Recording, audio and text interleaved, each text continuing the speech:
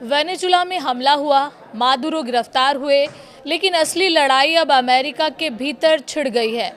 क्या राष्ट्रपति ट्रंप की जंग की ताकत पर अब उनकी ही सीनेट लगाम कसने जा रही है?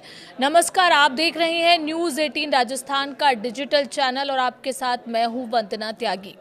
वेनेजुला में अमेरिकी सैन्य कार्रवाई और राष्ट्रपति निकोलस मादुरो की गिरफ्तारी के बाद अब भूचाल सिर्फ लैटिन अमेरिका तक सीमित नहीं है, बल्कि उसकी गूंज सीधे अमेरिका की सत्ता के गलियारों तक पहुंच गई है। जिस कार्रवाई को राष्ट्रपति डोनाल्ड ट्रंप ने राष्ट्रीय सुरक्षा का नाम पर अंजाम दिया, उसी पर अब अमेरिकी संसद सवाल उठा रही है। हालात इतने बदल चुके हैं कि अमेरिकी सीनेट ने राष्ट्रपति की युद्ध शक्तियों पर लगाम लगाने की दिशा में बड़ा कदम बढ़ा दिया है। गुरुवार यानी 8 जनवरी 2026 को अमेरिकी सीनेट में हुए अहम मतदान में 52 सांसदों ने उस प्रस्ताव के पक्ष में वोट किया जो वेनेजुला के खिलाफ भविष्य में किसी भी सैन्य कार्रवाई से पहले राष्ट्रपति को कांग्रेस की मंजूरी लेने के लिए बाध्य करेगा। 47 सांसदों ने इसका विरोध किया।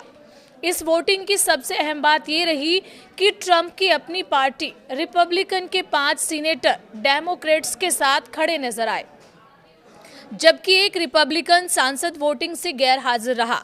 ये संकेत साफ है कि राष्ट्रपति की सैन्य नीति को लेकर असंतोष अब पार्टी की सीमाएं लांघ रहा है। इस प्रस्ताव का इतिहास भी कम दिलचस्प नहीं है।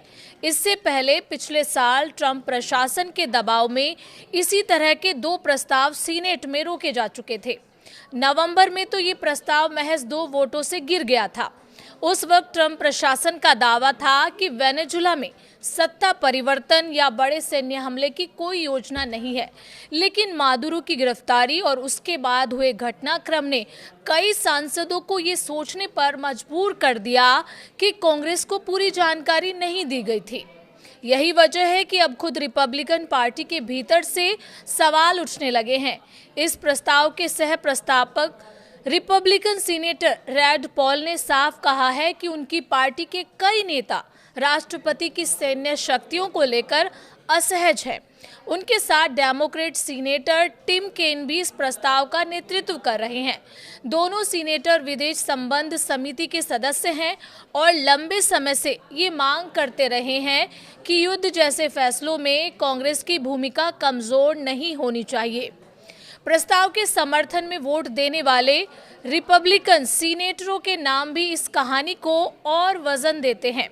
रेड पॉल, सुसन कॉलिंस, जोस हॉर्ले, लीसा मार्किव्स्की और टॉड यंग मौजूदा समय में सीनेट में रिपब्लिकन के पास 53 और डेमोक्रेट्स के पास 47 सीटें हैं। ऐसे में पार्टी लाइन तोड़कर दिया गया ये समर्थन ट्रंप के लिए बड़ा राजनीतिक झटका माना जा रहा है। इस झटके के बाद राष्ट्रपति डोनाल्ड ट्रंप का गुस्सा भी खुलकर सामने आ गया है। ट्रंप ने ट्रुथ सोशल पर एक तीखे पोस्ट के जरिए अपनी प्रतिक्रिया इन 5 सीनेटरों पर हमला बोलकर दी।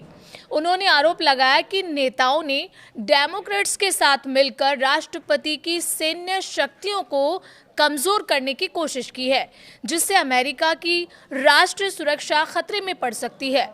ट्रंप ने ये तक लिख दिया कि रिपब्लिकन पार्टी को उन सीनेटरों पर शर्म आनी चाहिए जिन्होंने उनके खिलाफ वोट किया। कुल मिलाकर वेनेजुला में की गई सैन्य कार्रवाई अब सिर्फ विदेश नीति तक मुद्दा नहीं रह गई है।